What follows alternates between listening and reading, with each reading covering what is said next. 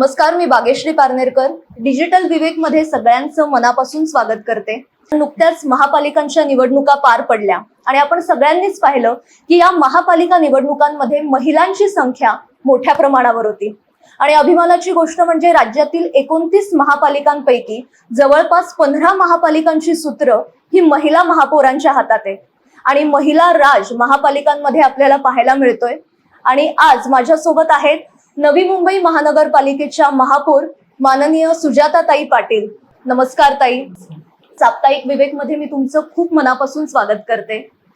खरं म्हणजे नवी मुंबईमध्ये जवळपास 5 वर्ष प्रशासकाच्या माध्यमातून इथे काम सुरू होतं आणि आता निवडणुका झाल्या, पण आता पुन्हा एकदा सगळी कामाची घडी बसवताना काही आव्हानं आहेत का? नक्कीच.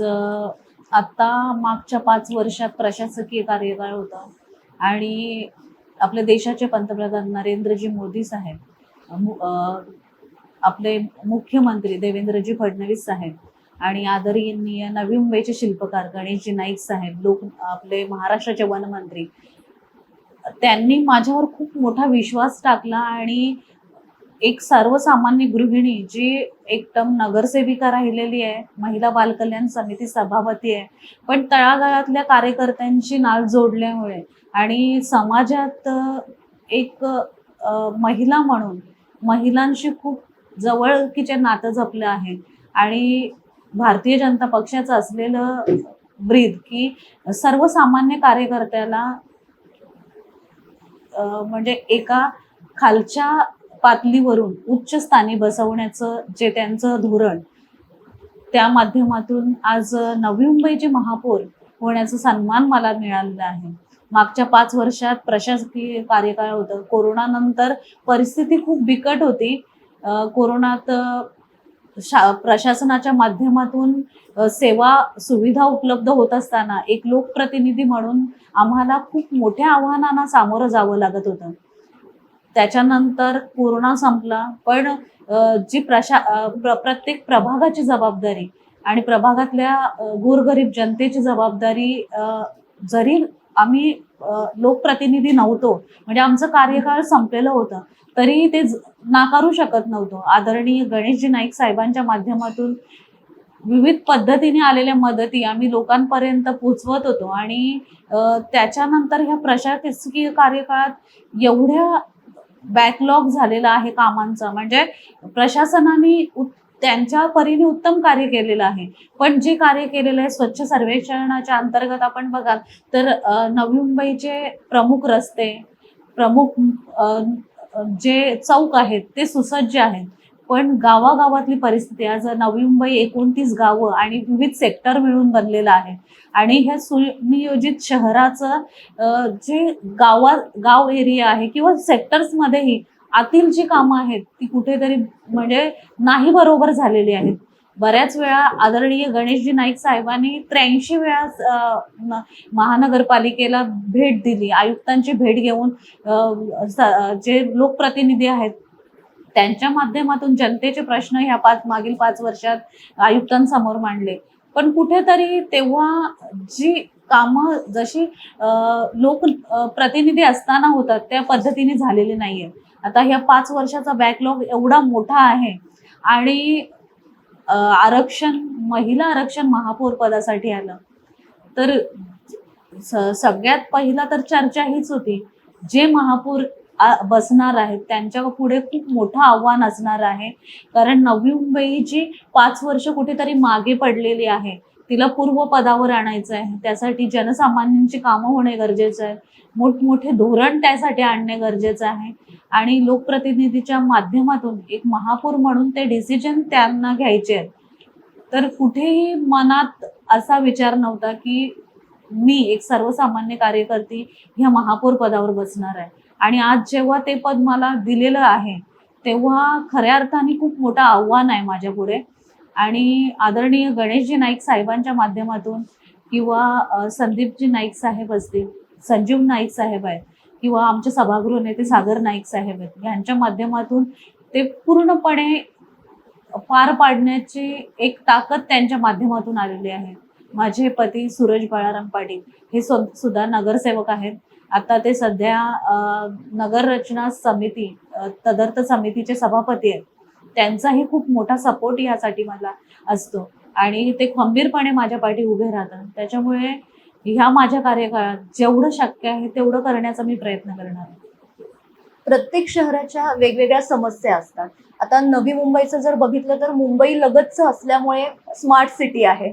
पण तुम्हाला असं काय वाटतं की नवी मुंबईच्या मुख्य समस्या काय आहेत आणि त्या सोडवण्यासाठी तुमचा ऍक्शन प्लॅन काय असणार आहे? नवी मुंबई शहर हे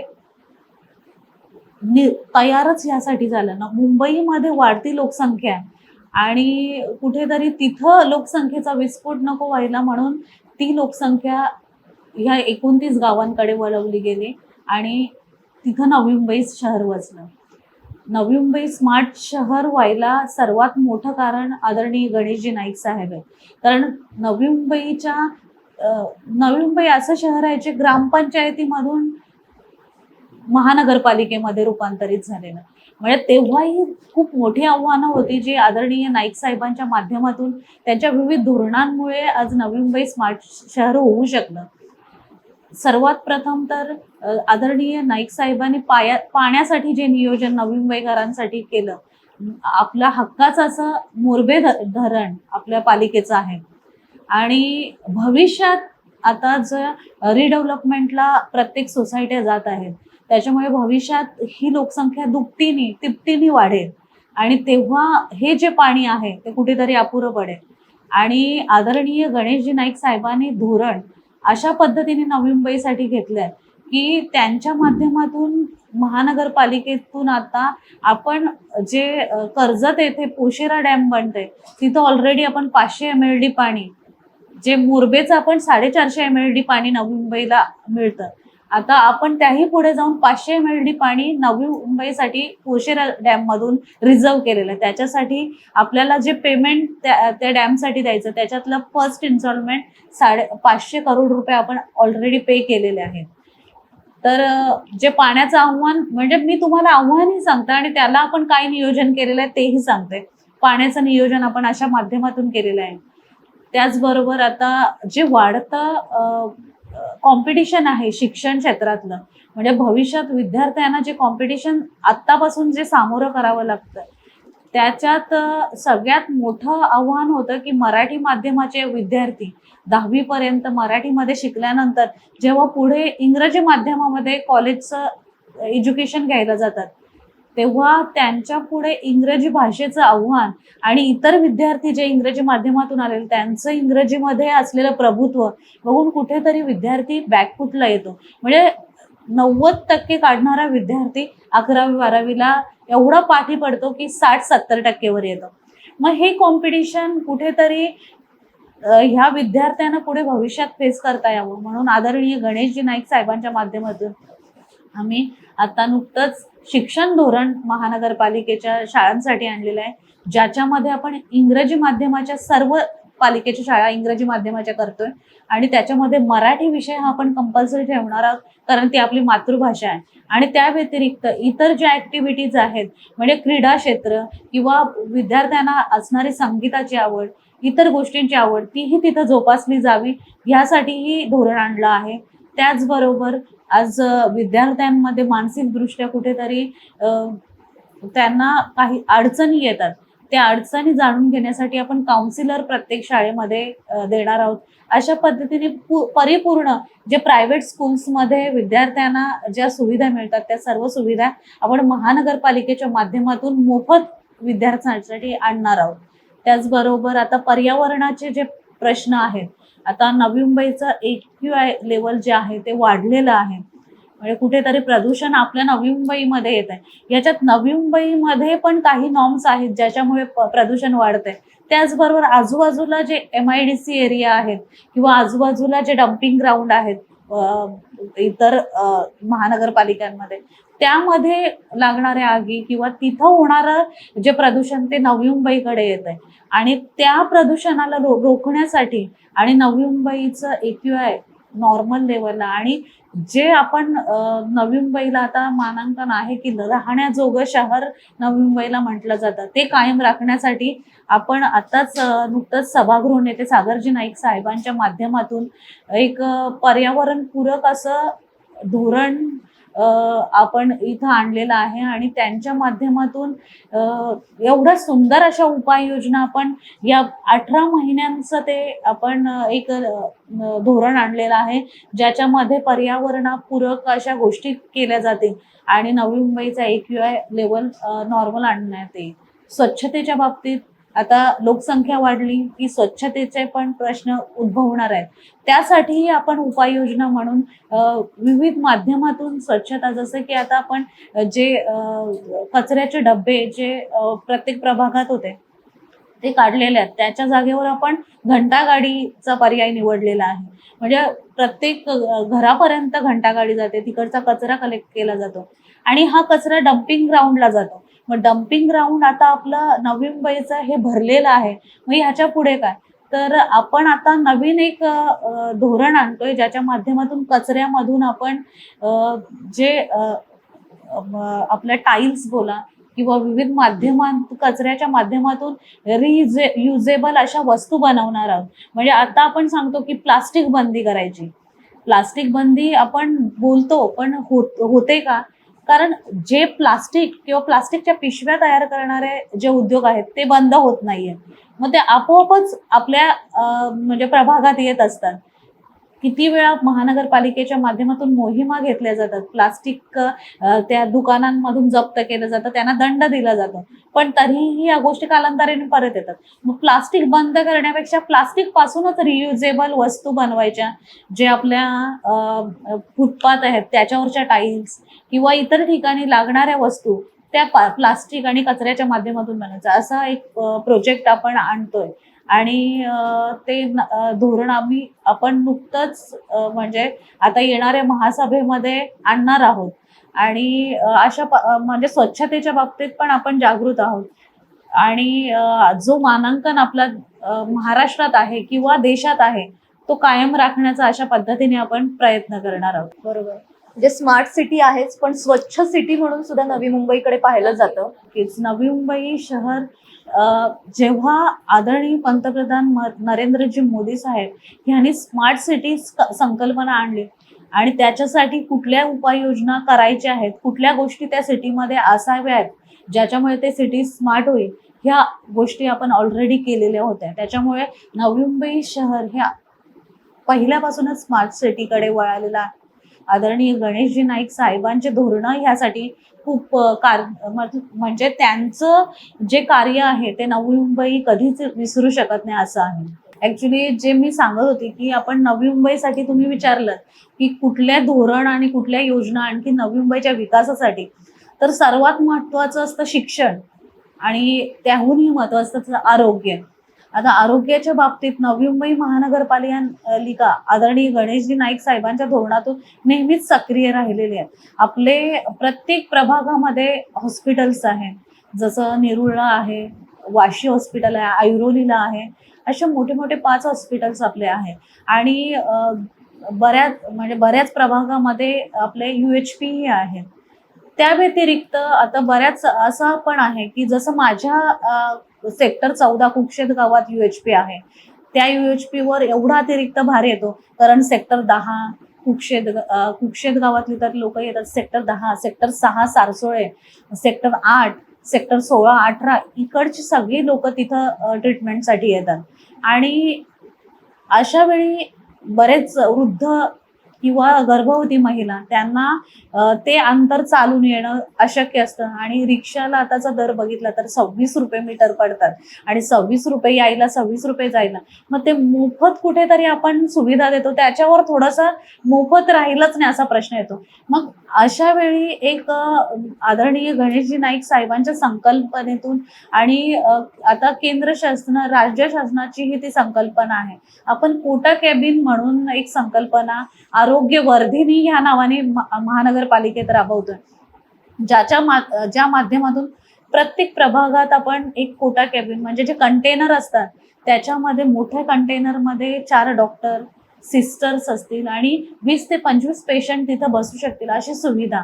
आणि मग त्या प्रभागात म्हणजे आरोग्य वर्धिनी ते त्यांच्या दारात येईल आणि त्यांना ते सुविधा मिळते. म्हणजे प्रत्येक प्रभागामध्ये ते होणार. आता सुरुवातीच्या टप्प्यामध्ये आपण 49 ते कोटा केबिन नवी मुंबईत घेतोय, ज्याच्यातले 3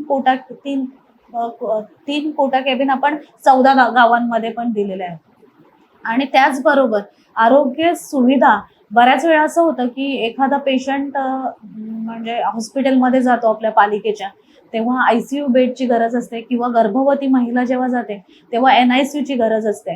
आणि असं होतं की आपल्या त्या हॉस्पिटलमधली जे हे असतात बेड्स असतात ते फुल असतात. मग अशा वेळी असं होतं की पेशंटला तिथं ठेवून त्याच्या नातेवाईकांना किंवा गर्भवती महिलेला तिथं ठेवून तिच्या नवऱ्याला हॉस्पिटलमध्ये फिरावं लागतं की कुठे बेड अवेलेबल असेल. तर ह्यासाठी आपण आदरणीय गणेशजी नाईक साहेबांच्या माध्यमातून एक योजना आणले, डॅशबोर्डची योजना आणले. आपण एक डॅशबोर्ड आपल्या वाशी हॉस्पिटलला सुरू करतोय की ज्याच्यामध्ये आपल्या महानगरपालिकेचे सगळे हॉस्पिटल्स तर कव्हर होत आहेत, त्याचबरोबर जे सिडकोच्या माध्यमातून ज्या हॉस्पिटल्सना जे प्लॉट्स अलॉट केले गेलेले आहेत त्यांनी ॲग्रीमेंटच्या वेळी तिथं 10% रिझर्व्ह कोटा दिलेला आहे LIG लोकांसाठी. तसे 8 हॉस्पिटल आपण त्या डॅशबोर्डवर आणतोय. मग त्याच्या माध्यमातून असं होईल की एखादा पेशंट मीनाताई ठाकरे हॉस्पिटलमध्ये गेला तर तिथं बेड अवेलेबल नसेल, NICU बेड किंवा ICU बेड अवेलेबल नसेल, तर तिथून आपल्या वाशी हॉस्पिटलला जे एक हेल्पलाईन, त्या डॅशबोर्डचा नंबर, त्या अधिकाऱ्यांचा नंबर असेल, त्यांना फोन केला जाईल आणि त्यांच्या माध्यमातून त्या डॅशबोर्डवरून कुठे बेड अवेलेबल आहे ते तिथल्या तिथं त्या पेशंटला समजेल आणि मग तिथेच आपली आरोग्य वाहिनी त्या पेशंटला तिथल्या त्या हॉस्पिटलमध्ये, मग ते प्रायव्हेट असो किंवा पालिकेचं, पोहोचवण्याचं काम करेल. म्हणजे कुठेतरी जी परवड आपल्या पेशंटची आणि त्यांच्या नातेवाईकांची होत होती बेडसाठी ती होणार नाहीये आणि त्यांना आपोआपच ते बेड लगेचच अवेलेबल होईल. त्याचबरोबर आपण आता महिलांचं बोलत होतो की महिलांसाठी राजकारण किंवा इतर गोष्टीमध्ये आता प्रत्येक क्षेत्रात महिला पुढे आहे. म्हणजे जर आपण बघितलं की शेतात ट्रॅक्टर जर महिला चालवते तर ती महिला विमान उडवण्यापर्यंत सक्षम झालेली आहे. आणि महिला सशक्तीकरणाविषयी नेहमीच बोललं जातं, पण खऱ्या अर्थाने महिला सशक्तीकरण कधी होतं, जेव्हा महिला आत्मनिर्भर आणि आर्थिकदृष्ट्या स्वावलंबी होईल. म्हणजे महिला गृहिणी आहे, पतीने कमवून आणलेला आहे, त्याच्यावरच संसार भागवते, तर कुठेतरी आज तिची दमछाक होते. म्हणजे वाढत्या फीज शाळांच्या किंवा आरोग्य सेवांसाठी वाढत्या ज्या ट्रीटमेंटच्या खर्च याच्यामध्ये आणि संसारात वाढणाऱ्या सगळ्याच गोष्टींचा जे महागाई बोलतो आपण वाढली, तर ते तिला मॅनेज करणे कठीण होते. मग अशा वेळी जेव्हा महिला स्वतःहून कार्यक्षम होईल, आर्थिकदृष्ट्या तीही स्वावलंबी होईल, तेव्हा खऱ्या अर्थाने महिला सशक्तीकरण होईल. आणि आता आपल्या राज्य शासनाची आणि केंद्र शासनाची लखपती निधी म्हणून योजना आहे. आदरणीय देवेंद्र फडणवीस साहेबांनी आपल्या राज्यामध्ये लखपती निधी योजना जी सुरू केलेली आहे, ज्याच्या माध्यमातून महिलेला काही आपण देण्यापेक्षा तिला रोजगार द्या, म्हणजे तिचा रोजगार एवढा आहे की वर्षाला ती लाखो रुपये कमवेल आणि ती आपोआपच लखपती निधी होईल. तर त्याच लखपती निधीचं योजनेचं पहिली सुरुवात आपण आपल्या नवी मुंबई महानगरपालिकेत केली. आदरणीय गणेशजी नाईक साहेबांच्या मार्गदर्शनाखाली महिला दिनानिमित्त आपण एक योजना, म्हणजे महिलांना एक महिला दिनाची भेट स्वरूपात ती योजना आणलेली आहे, ज्याच्या माध्यमातून आपली समाज विकास विभाग आणि आपल्या नवी मुंबई महानगरपालिकेचं परिवहन विभाग, म्हणजे जे आपण NMT बोलतो, जे आपल्या नवी मुंबईची रक्तवाहिनी आहे, त्या NMT मध्ये आपण महिलांसाठी 400हून अधिक रोजगार पहिल्या टप्प्यात उपलब्ध करतोय. त्यासाठी महिलांना आपण समाज विकास आणि परिवहनच्या माध्यमातून 400 महिलांना सुरुवातीला बस ड्रायव्हर म्हणून ट्रेनिंग देणार आहोत. म्हणजे आता आपल्या NMT मध्ये कंडक्टर महिला आहेत, पण बस ड्रायव्हर महिला नाहीये. तर महिलांना एवढं सशक्त करायचं आहे की त्या हेवी व्हेकल चालवू शकतात, हे कॉन्फिडन्स महिलांमध्ये आहे. मग त्याच कॉन्फिडन्सच्या माध्यमातून आपण पहिल्या टप्प्यात 400 महिलांना रोजगार देणार आहोत. 400 महिलांना आपण परिवहनच्या माध्यमातून बस चालवण्याचं ट्रेनिंग देणार आहोत, त्यांना ते बॅच देणार आहोत आणि त्यानंतर त्यांना परिवहनमध्ये ड्रायव्हर म्हणून आपण नियुक्त करणार आहोत. ही एवढी मोठी योजना आपण या आपल्या आदरणीय गणेशजी नाईक साहेबांच्या माध्यमातून महिला दिनानिमित्त महिलांना भेट दिलेली आहे. आणि दुसऱ्या टप्प्यातही आपण अशाच महिलांना, पुढच्या 400 महिलांना ट्रेनिंग देऊ आणि त्याच्यानंतर त्या महिलांसाठीही रोजगाराची उपलब्धता करणार आहोत. तर नक्कीच अशा पद्धतीने महिलांना जर रोजगार मिळाला तर महिला सशक्तीकरण होण्यापासून कोणीही रोखू शकत नाही आणि खऱ्या अर्थाने नवी मुंबईवर महिला राज आल्याशिवाय राहणार नाही. 14 गावं नवी मुंबई महानगरपालिकेत आता समाविष्ट झाली आहेत, तर आता त्या गावांना काय फायदा होणार आहे की ते महानगरपालिकेत आल्यामुळे?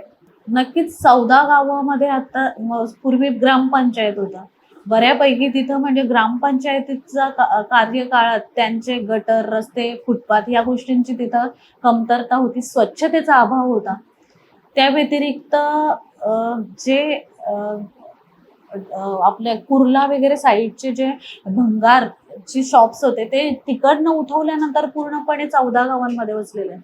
आता सर्वात मोठं आव्हान आमच्या समोर आहे की ते अनधिकृत जे सगळं आहे तिकडचं ते हटवणं आणि त्याचसाठी आदरणीय गणेशजी नाईक साहेबांनी सुरुवातीपासून 14 गाव समाविष्ट करण्याच्या आधीपासून शासनाकडे मागणी केलेली की 14 गावाचं नियोजन नवी मुंबई च्या स्तरावर करण्यासाठी ते तर आम्ही म्हणजे त्या तिकडचे फुटपाथ, गटर हे ते आमची जबाबदारी समजून, म्हणजे आता ते नवी मुंबईचा भाग आहे ते आम्हाला करणंच आहे आणि ते करणार आहोत. आदरणीय गणेश नाईक साहेबांनी तसं वक्तव्य केलेलं आहे, त्यांनी तसे आदेशही दिलेले आहेत की जसे नवी मुंबईच्या इतर भागामध्ये डेव्हलपमेंट व्हायचं आहे तिथं होणारच आहे, पण जे अतिरिक्त तिथं अनधिकृत असं बांधकाम किंवा अनधिकृत जे तिथं वाढलेलं आहे तर ते हटवण्याचं कार्य शासनाच्या माध्यमातून व्हावं.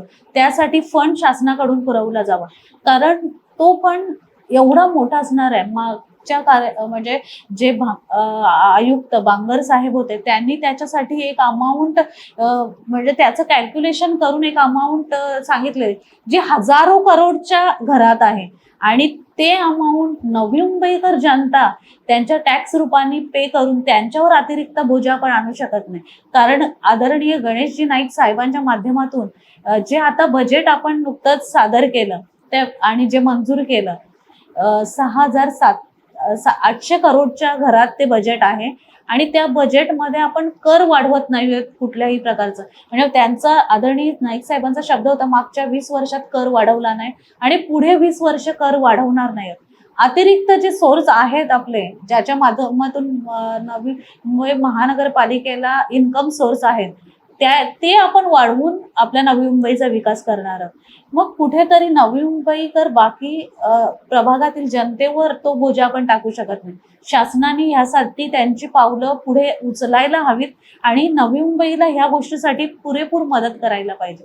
त्यासाठी 14 गावातली जी लोक आहेत तीही त्यासाठी तिकडचे स्थानिक नगरसेवक 2 निवडून आले तेही यासाठी पाठपुरावा करायला, इव्हन जन आंदोलन करायला तयार आहेत. कारण त्यांनाही समजतं की जो डेव्हलपमेंट नवी मुंबईच्या बरोबरला व्हायला पाहिजे त्याच्यासाठी ज्या आर्थिक तरतुदीची गरज आहे ते नवी मुंबई महानगरपालिका एकटी नाही हे करू शकत. कारण आपले इतरही अजून बरेच प्रोजेक्ट आहेत जे नवी मुंबईच्या भविष्यासाठी उपयोग आहेत. जसं पाण्याचा प्रोजेक्ट आहे जो आपण त्याच्यासाठी पहिले इन्स्टॉलमेंट पे केलेलं आहे, बाकी आपल्याला 2,500 करोड रुपये त्याच्यासाठी पे करायचं आहे जे आपण इन्स्टॉलमेंटमध्ये पे करणार आहोत, पण त्याच्यासाठी नियोजन होणं गरजेचं आहे. अशी धोरणं आपल्याला घ्यायची आहेत आणि घेतलेले आहेत, त्यासाठी नियोजन करणं आहे. तर नक्कीच शासनातला आम्ही आव्हान नक्कीच करू. आदरणीय गणेशजी नाईक साहेबांच्या माध्यमातून पाठपुरावा सुरू आहे आणि नवी मुंबई महानगरपालिकेच्या 14 गावांच्या माध्यमातूनही यासाठी पाठपुरावा नक्कीच होणार आहे.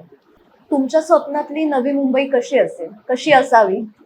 आदरणीय गणेशजी नाईक साहेबांनी जे स्वप्न नवी मुंबईसाठी बघितले आहे, मी तर खूप छोटी कार्यकर्ती आहे, त्यांनी हे उच्च पद मला दिलेलं आहे आणि जी नवी मुंबई त्यांनी स्वप्नामध्ये बघितली आहे आणि त्याच्यासाठी जे धोरण त्यांनी आखलेले आहे ती नवी मुंबई खरंच खूप सुंदर आणि अशीच सुटसुटीत आणि लोकांना राहण्याजोगं शहर आणि स्वच्छ शहर हे दोन्ही गोष्टी आणि त्याच्या माध्यमातून खूप साऱ्या सुविधा लोकांना पोहोचवणारी नवी मुंबई असणार आहे.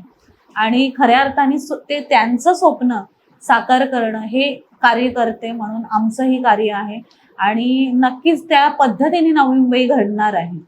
आणि त्यासाठी संपूर्ण नवी मुंबई महानगरपालिका आज जे बजेट आपण सादर केलं ते खऱ्या अर्थाने म्हणजे सत्ताधाऱ्यांनी सादर केलेलं बजेट, पण एवढं सुंदर बजेट की विरोधकही त्याला विरोध करू शकले नाही, सर्वानुमते ते बजेट पास झालेलं आहे.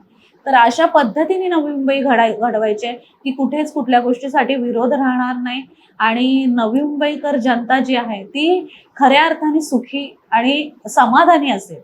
आता राजकारण जर बघितलं तर 9 ते 5 जॉब सारखं नसतं. तुम्हाला पूर्ण वेळ 24 तास याच विचारात राहावं लागतं.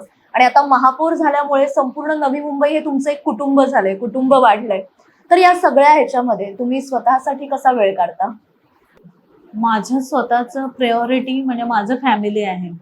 आणि माझी फॅमिली जॉईंट फॅमिली आहे. सासू सासरे आहेत, दीर आहे, जाऊ आहे, माझी 2 मुलं, त्यांचा 1 मुलगा आणि आम्ही दोघे. त्याच्यामुळे 9 जणांचं कुटुंब आहे आमचं. मी आत्ता ह्या पदामुळे 24 तासांपैकी जवळजवळ 14 तास, कधी कधी 18 तास घराबाहेर असते. पण माझ्या मुलांची जबाबदारी किंवा माझ्या मागे माझ्या संपूर्ण परिवाराची जबाबदारी माझी सासू आणि माझी जाऊ उत्तमरित्या सांभाळते. म्हणजे त्यांनी कधीच मला असं की तू आता घराबाहेर असतेस तर सगळं आमच्यावर बर्डन पडते असं जाणून दिलं नाही. उलट ते सांगतात की तुला हे एवढं बहुमानाचं पद दिलेलं आहे.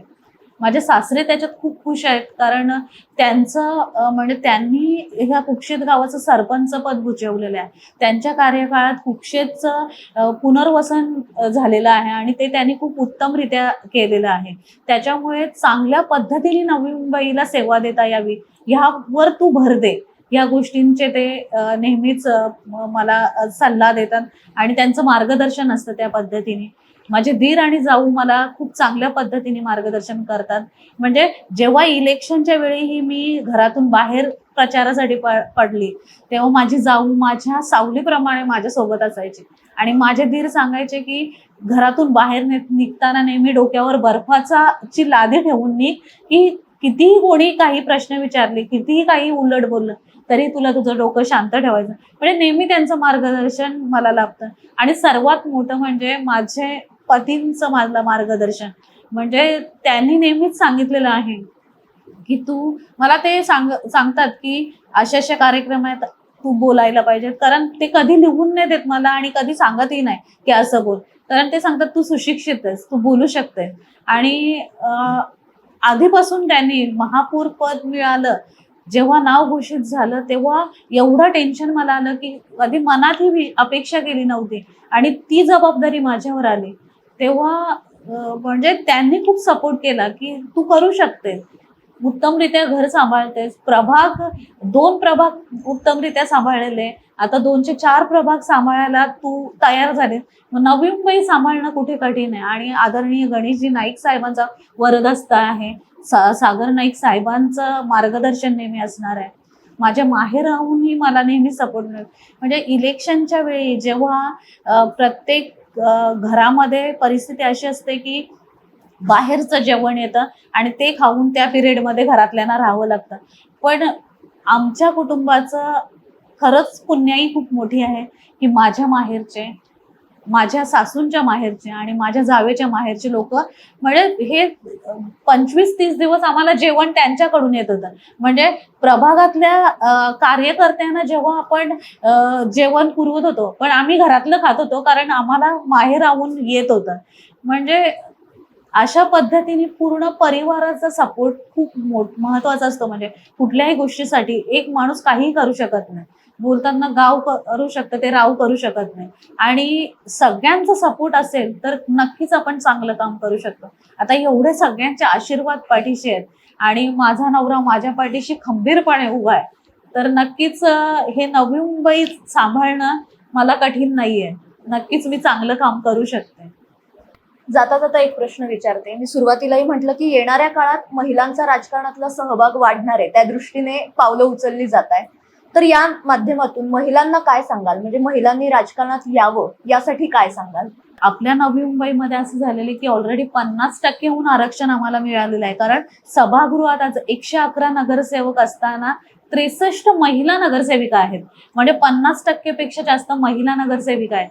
आणि राजकारण खऱ्या अर्थाने महिला खूप चांगल्या पद्धतीने राजकारणात सक्रिय राहू शकतात, कारण एक गृहिणी म्हणून चांगल्या पद्धतीने घर सांभाळतात. म्हणजे आर्थिक बजेट जो पालिकेचा मांडायचा असतो ती एक महिला खूप चांगल्या पद्धतीने मांडू शकते. कारण जेव्हा नवरा 10,000 रुपये पगार कमावून आणते, त्याच्यातून 5,000 रुपये हातात देतो आणि सांगतो त्याच्यात मुलांच्या शिक्षणाची फी, त्याच्यात घरातला खर्च, आणि ती महिला खूप म्हणजे एखाद्या मातब्बर कलाकारासारखी, म्हणजे एक चांगली कला तिच्या अंगी आहे आणि त्या कलाकारासारखी ते सगळ्या 5,000 रुपयाचं नियोजन अशा पद्धतीने करते की जेव्हा त्या नवऱ्याला गरज पडते कधी, की त्याच्याकडे पैशांची कमतरता आहे आणि काहीतरी हप्ता द्यायचा आहे किंवा काय, तेव्हा तीच महिला तिने राखून ठेवलेले 1,000 रुपये, प्रत्येक 5,000 रुपये ते नवऱ्याला हातात काढून देते. म्हणजे अशा पद्धतीने महिला छोट्याशा बजेटमध्ये आपला संसार चालू शकते. तर एवढ्या मोठ्या पालिकेचं बजेट जेव्हा महिलांच्या हातात येतोय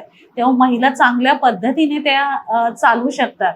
आणि आपल्या आदरणीय गणेशजी नाईक साहेबांसारखे जेव्हा पालक आपल्या म्हणजे त्यांचं वडिलांचं मार्गदर्शन जेव्हा आपल्याला असतं तेव्हा नक्कीच ज्येष्ठांच्या मार्गदर्शनाखाली आपण खूप चांगलं कार्य करू शकतो. आणि गणेशजी नाईक साहेबांचं मार्गदर्शन वेळोवेळी मलाच नाही तर संपूर्ण सभागृहातल्या महिलांना मिळत असतं. तर नक्कीच आम्ही चांगल्या पद्धतीने कार्य करू शकतो. आणि प्रभागातल्या माझ्या महिला ज्या कधी म्हणजे घराच्या बाहेर पडल्या नव्हत्या, म्हणजे त्यांचा संसार सांभाळूनच त्या म्हणजे, पण जेव्हा एक महिला नगरसेविका म्हणून मी त्यांच्यामध्ये पोचले तेव्हा आता बघाल ना तर जे पुरुष कार्यकर्ते आहेत त्याहूनही जास्त माझ्या महिला कार्यकर्त्या प्रत्येक गोष्टीसाठी उतरतात. म्हणजे एक मीटिंग असल्याचा मेसेज मी टाकला की 200हून अधिक महिला जमतात. आणि हे कशासाठी होतं तर महिलांचा म्हणजे आता समाजकारणात आणि राजकारणात जी आवड त्यांना तयार होते आणि त्यांना जो सन्मान दिला जातो त्यामुळे होत आहे. आणि आदरणीय गणेशजी नाईक साहेब आणि त्यांच्याच पावलावर पाऊल ठेवून माझे पती सूरज बाळाराम पाटील हे नेहमीच महिलांसाठी चांगल्या चांगल्या सुविधा आणि गोष्टी करण्यात म्हणजे त्यांचा हातखंडा आहे. कारण जेव्हा ते पहिल्यांदा इलेक्शन निवडून आले तेव्हाही प्रत्येक सभागृहाच्या सभेत बोललं गेलं की महिलांचा वरदहस्त सूरज पाटील साहेबांच्या पाठी खंबीरपणे आहे. आणि अशा पद्धतीने माझ्या पूर्ण प्रभागाने म्हणजे मला खूप चांगला सपोर्ट केलेला आहे. माझ्या कुटुंबाने मला खूप चांगलं सहकार्य दिलेलं आहे. त्याच्यामुळे नवी मुंबई शहर आज सगळ्यात जास्त मी कार्यक्रम अटेंड केले असतील तर ते ज्येष्ठ नागरिकांचे कार्यक्रम अटेंड केले असतील. एवढे ज्येष्ठ नागरिक म्हणजे मनापासून माझ्या दालनात येतात, आशीर्वाद भरभरून देतात आणि त्यांच्या कार्यक्रमांना मला बोलावतात. आणि इव्हन क्रीडा महोत्सव एवढे अटेंड केलेले आहेत. तर एवढं सर्व पूर्ण नवी मुंबईचा आशीर्वाद माझ्या पाठी. सत्ताधारी मला सपोर्ट करतातच, विरोधक ही म्हणजे एक त्यांचीच एक मुलगी त्या पदावर बसले असं समजून मला सहकार्य करतात. म्हणजे आक्रमक होणं त्यांचं काम आहे, विरोध करणं त्यांचं काम आहे, पण वेळ प्रसंगी समजूनही घेतात मला. तर अशा पद्धतीने म्हणजे विरोधक ही सहकार्य करतात. आणि आदरणीय गणेशजी नाईक साहेब त्यांचा पूर्ण परिवार, मला पद मिळाल्यामुळे सर्वात जास्त आनंद झाला असेल तर त्यांना झाला असेल. तर अशा पद्धतीने सहकार्य आणि एवढा सपोर्ट असताना नवी मुंबई जनतेसाठी कार्य करायला खरोखर मनापासून आता मला आनंद होतोय आणि एक कॉन्फिडन्स वाढलेला आहे की करू शकते मी. आणि तुम्ही मगाशी म्हणालात तसं अगदी खरंय, एका गृहिणीमध्ये संपूर्ण मंत्रिमंडळ सामावलेलं असतं. त्यामुळे जर तीच गृहिणी राजकारणात आली तर सगळ्या जबाबदाऱ्या, समाजाचं नेतृत्व ती उत्तमपणे करू शकते. आणि मला एक स्त्री म्हणून खूप अभिमान वाटतोय, कारण या निवडणुकीनंतर मी जेव्हा जेव्हा मुलाखती घेते त्यात महिलांची संख्या खूप जास्त आहे. आणि खरंच तुम्ही तुमच्या या व्यस्त वेळापत्रकातून वेळ काढलात, आमच्याशी एवढ्या गप्पा मारल्यात, त्याबद्दल खरंच मनापासून धन्यवाद. आणि खूप छान वाटलं तुमच्याशी बोलून.